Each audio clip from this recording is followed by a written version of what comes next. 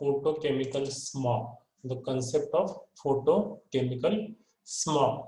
So photochemical smog occurs in warm, dry and sunny climate. Warm, dry and sunny climate. The main component of photochemical smog results from the action of sunlight on unsaturated hydrocarbons. Unsaturated hydrocarbon means alkenes, okay, and the nitrogen oxides produced by automobiles and factories or the industries. It has high concentration of oxidizing agent and it is also referred as oxidizing smog. So this photochemical smog is also called as a oxidizing smog. Okay, the common component of this photochemical smog is ozone, nitric oxide and peroxyacetyl nitrate. These are the three common component. Okay, and this photochemical smog causes serious health problem. Okay, the phenomena of photochemical smog leads to decrease in visibility. See how serious problems are there. Then increase in acid smell. Okay, then irritation to the eyes, and has harmful effect on the lungs. Okay, so we'll see that in detail in the upcoming slides. Photochemical smog leads to cracking of rubber and extensive damage of plants, okay, and the living life. That it also causes the corrosion of metal, stone, building material and paint surface. See, this is a photochemical smog, okay, and the component are ozone, nitric oxide and peroxyacetyl nitrate, and it is highly oxidizing material.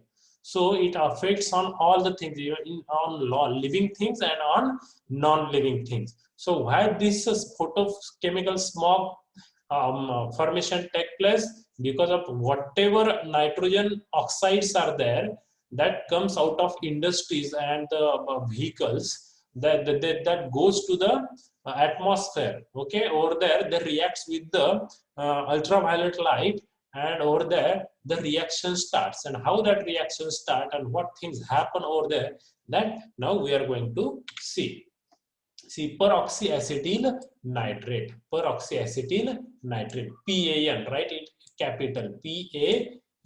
Okay, now see, peroxyacetyl nitrate. So how it forms, what happens actually?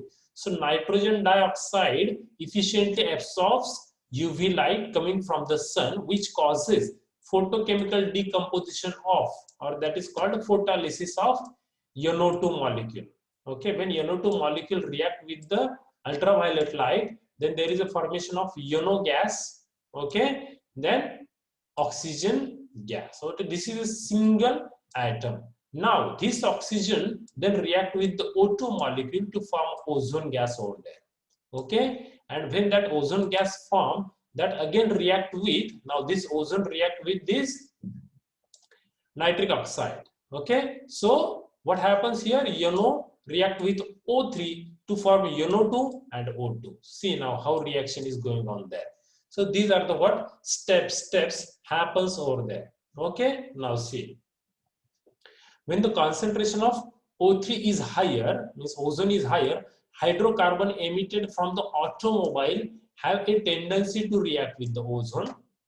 The oxygen atom from the ozone molecule attacks the hydrocarbon such as an olefin and split into two parts. Olefin means alkenes. Okay, alkenes, double bond compounds.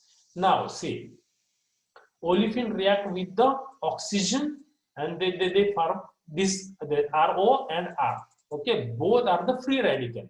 Here should be one dot and here should be one dot. Okay, on OR and R. Okay, see here I am showing you the cursor over there.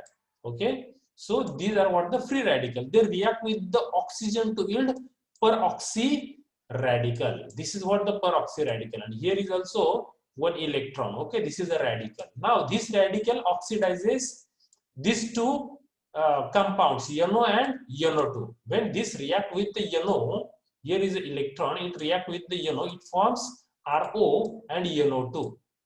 RO and NO2. From here it breaks. Okay, now what happened next? See, the other intermediate product